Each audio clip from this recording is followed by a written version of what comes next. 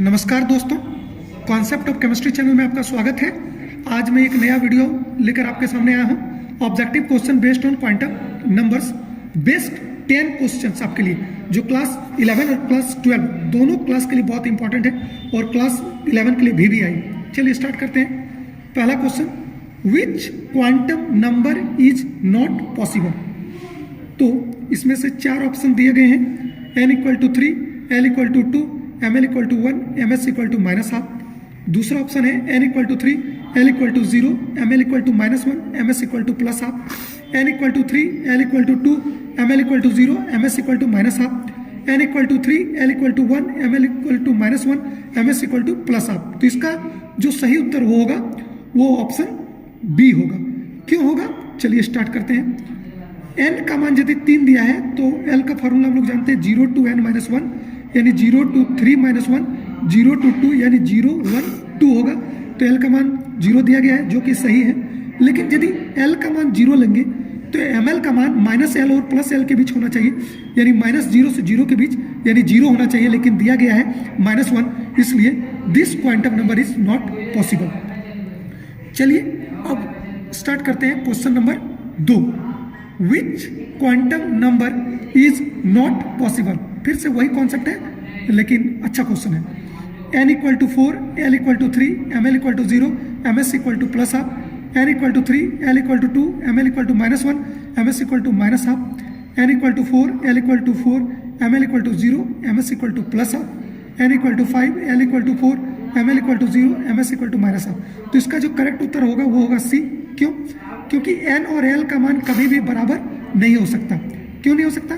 क्योंकि l का जो फॉर्मूला होता है 0 to n-1 यानी कि 0, 1, 2, 3 तक ही इसका वैल्यू आएगा, लेकिन l का वैल्यू 4 दिया है जो कि पॉसिबल नहीं है। Question number 3, what is the value of l for 3D। अभी आप लोग को पता है, पिछले वीडियो में भी हम बता चुके हैं। लिंक पर आप, यदि नहीं आपका कॉन्सेप्ट है तो आप मेरे पिछले वीडियो पर जाइए और पूरा क्लियर कॉन्सेप्ट देखिए। 3D मतलब n का मान यहाँ पर 3 है और d के लिए l का मान क्या होता है 2। l का मान s के लिए 0 होता है, p के लिए 1 होता है, d के लिए 2 होता है और f के लिए 3 होता है। तो 3D है इसलिए l का मान 2 होगा। What is the total number of orbitals associated with the principal quantum number n=3। Option है 3, 6, 9, 12। तो इसका जो करेक्ट उत्तर होगा वो होगा 9। कैसे होगा, चलिए उस पर हम लोग डिस्कस करते हैं। n=3 दिया गया है तो l का मान जो होगा वो 0 to n-1 होगा, यानी 0 से 2, 0 to 2, 0, 1, 2। ठीक है, तो n का मान जब 3 लेते हैं, l का मान 0 लेते हैं तो 3s बनेगा। 3s में एक ऑर्बिटल, n का वैल्यू 3 लेते हैं, l का वैल्यू 1 लेते हैं, 3p यानी 3 ऑर्बिटल। n का वैल्यू 3 लेते हैं, l का मान 2 लेते हैं तो 3d यानी 5 ऑर्बिटल। तो टोटल नंबर ऑफ ऑर्बिटल्स हो गया 1 + 3 + 5 = 9। That is the correct answer. Next आइए, which orbitals are not possible. 3s, 3p, 1p, 4f। तो इसका जो करेक्ट उत्तर होगा वो होगा 1p। क्यों? क्योंकि 1p में n का मान 1 है और l का मान 1 है, विच इज नॉट पॉसिबल। चलिए question number 6, what is the name of the orbital if n=4, l=2। तो n=4 है, l=2 है, तो 4 का मतलब 4 और l=2 मतलब d यानी 4d, यानी 4d में n का मान 4 है और d के लिए l का मान 2 है, इसलिए 4d is the correct answer. Next question, which atoms are indicated by the following configuration. Argon 4s2 तो आर्गन का एटॉमिक नंबर होता है 18, 4s2 में 2 इलेक्ट्रॉन, 3d1 में 1 इलेक्ट्रॉन, तो 18, 2, 20 और 21 एटॉमिक नंबर होता है स्कैंडियम का, इसलिए scandium is the correct answer.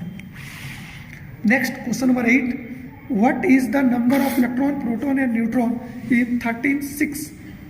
Neutron का स्पेलिंग तो न्यूट्रॉन 13-6 कार्बन, तो एटॉमिक नंबर इसका 6 है तो इलेक्ट्रॉन भी 6 हो गया, प्रोटॉन 6 है इसलिए इसका एटॉमिक नंबर भी 6 है इसलिए इसका प्रोटॉन भी 6 हो गया।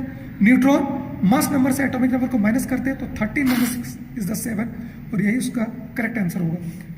विच orbital have highest energy. Highest energy जो होगा किसका होगा, तो हाईएस्ट एनर्जी हम लोग निकालते हैं n + l रूल से। एन जहाँ प्रिंसिपल क्वांटम नंबर है और एल एजिमुथल क्वांटम नंबर है, तो 3D के लिए एन का मान 3 और डी के लिए एल का वैल्यू 2, यानी 3 + 2 5 हाईएस्ट वैल्यू है, तो इसका एनर्जी हाईएस्ट होगा। Which is correct according to Hund's rule? Hund's rule के अनुसार कौन सा करेक्ट है? तो हुंड्स रूल के अनुसार ये करेक्ट है। हुंड ये बोलता है, ऑप्शन सी, कि pairing of electron does not takes place until each orbital is singly occupied, मतलब सभी ऑर्बिटल में सबसे पहले एक इलेक्ट्रॉन जाएंगे, उसके बाद पेयरिंग होगा। तो option C is the correct.